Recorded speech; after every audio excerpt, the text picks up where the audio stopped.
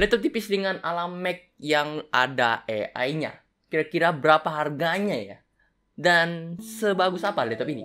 Yuk kita bahas, ini dia Acer Swift Edge 16.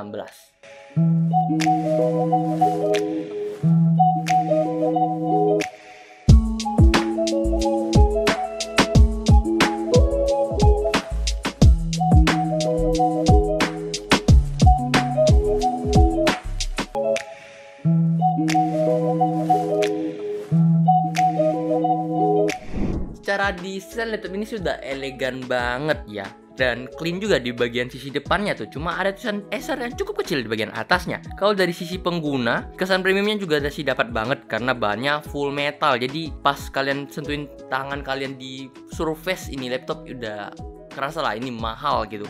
Touchpadnya juga cukup besar, keyboardnya udah lengkap sama numpad, jadi kalian bisa menuin semua kebutuhan kerjaan kalian tuh. Feel mengetik di keyboard ini tuh cukup enak ya, dengan travel distance yang gak terlalu tinggi dan viveknya juga cukup kerasa tuh. Jadi udah enak lah, kayak ketik di keyboard mahal ataupun MacBook gitu. Dan backlight juga udah disediain di keyboard ini, jadi kalian bisa atur kecerahannya dan pakai keyboard ini di kondisi mau terang, gelap, terserah kalian deh.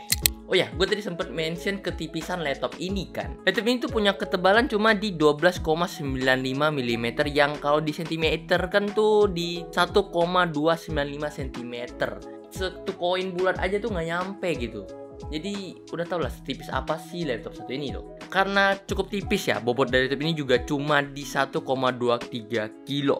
Menurut gua sih ini sebuah inovasi yang cukup pas ya dengan spesifikasi yang dibawakan. Ini cukup gahar loh, seperti yang kalian bisa lihat di spesifikasi yang gue sempat tampilin di sebelumnya itu. Ini tipis, kenceng, mantap lagi. Walau tipis dan bobotnya cukup ringan, I/O port di keyboard ini tuh cukup lengkap loh buat level kelas tipisnya ya. Ada satu Kensington lock, satu HDMI 2.1 with HDCP support, 2 USB Type-C, 2 USB 3.2 Gen 1 dengan power of charging fitur, dan satu jack audio dan satu lubang micro SD. Cukup lengkap lah buat keperluan kita sehari-hari lah ya. Secara desain udah, secara bobot udah, I/O port udah, layarnya ini nggak ketinggalan kerennya nih. Saya pakai OLED dengan ukuran 16 inci dan resolusi di 3840 x 2400 yaitu 4K yang refresh rate-nya di 120 Hz. So untuk nge-game pasti cukup oke ya dibanding yang basicnya 60 Hz tentunya. Terus secara warna juga ini nggak perlu diraguin lagi, panelnya OLED soalnya ya. Jadi udah cukup akurat mulai dari hitamnya ataupun warna-warna lainnya. Untuk klaimnya mereka ini di CIPT juga udah 100%. Oh ya, hampir kelupaan, untuk layarnya juga ini udah mengantongi TUV Rainland Eye Safe ya. So sinar biru yang keluar tuh nggak terlalu banyak agar mata kita tuh nggak cepat rusak ataupun lebih ke nggak cepet capek sih ya.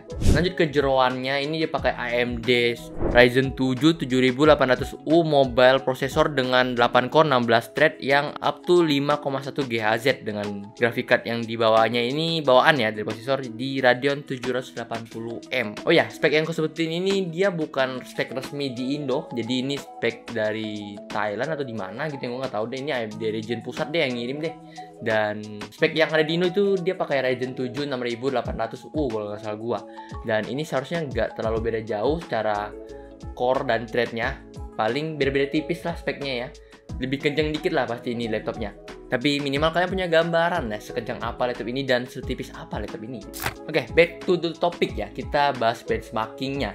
Di Cinebench R23 multicore-nya itu didapat di 10.031 poin, sedangkan single core-nya ada di 1.642 poin. Untuk 3D-nya juga kita tes ya di BMW tes, yaitu CPU-nya itu butuh 3 menit 14 detik, sedangkan GPU-nya butuh 6 menit untuk 16 detik buat BMW ya, ini buat BMW. Jadi ini lumayan oke lah ya buat Blender ya.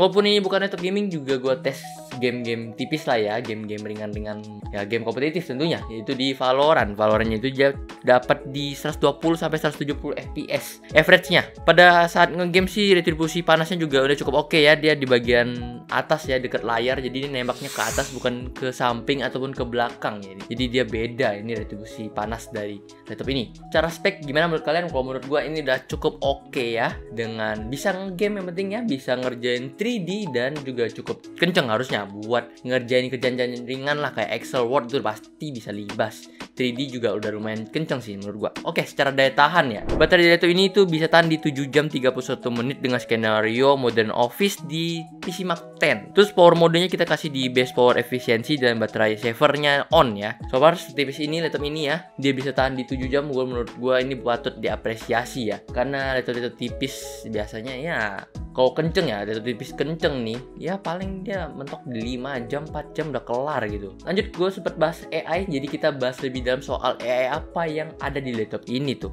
Untuk kameranya dia ada 3 macam ya. Dari ketiga yang paling optimal sih menurut gua 2 hal doang yang optimal nih. Ada automatic framing dan juga background effect. Nah, untuk automatic framingnya ini kameranya tuh bakal nge-lock di wajah kita. Sedangkan background effect dia bakal ngeblur background kita tanpa pakai software ketiga atau software lainnya. Gak cuma di kameranya aja, voice-nya juga dia punya AI-nya tuh. Jadi kalian tuh bisa secara otomatis dia bakal mengurangi hasil suara yang ada di sekitar kalian, jadi terfokus ke suara kaliannya aja. Terus karena ini Windows 11 dia juga punya AI di Copilot ya. Jadi dia di bagian di sampingnya tinggal diklik dan kalian bisa akses langsung Copilotnya tanpa harus buka-buka ke web lagi. Fitur Copilot ini yang cepet gini ya, cukup memudahkan kita ya buat yang pengen nugas ataupun kerja atau cari ide itu langsung aja gitu. Tapi ini bukan hal yang spesial karena semua laptop Windows 11 kalau diupdate itu udah ada fiturnya. Selain itu nggak cuma kamera, nggak cuma voice ya, secara keamanan juga ini jadi cukup oke dari laptop ini ya, karena dia punya hardware yang mereka namain tuh Microsoft Pluton. Jadi ini bisa jaga data kalian. Dia mirip-mirip dengan punya Samsung S23 yang baru rilis itu, yang punya keamanan by hardware gitu. Untuk sistem cara ngamaninnya, kalian bisa lihat ini gue kasih grafisnya dia, cara dia ngamankan datanya.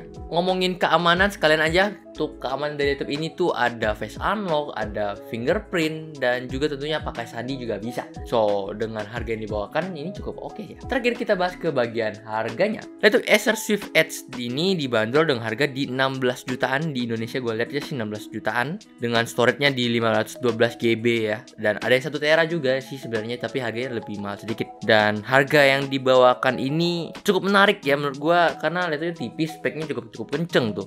Dan untuk laptop dengan keamanan yang cukup oke gitu, harga yang sebelumnya gue pernah bahas kan ada di 30-20 ke atas, dan Acer ngebawain inovasi dengan harga yang cuma 16 jutaan sih. Dan dipluskan untuk spesifikasi kenceng juga jadi lebih oke lagi ya. Menurut gue ini lebih ke bisnis sih laptopnya.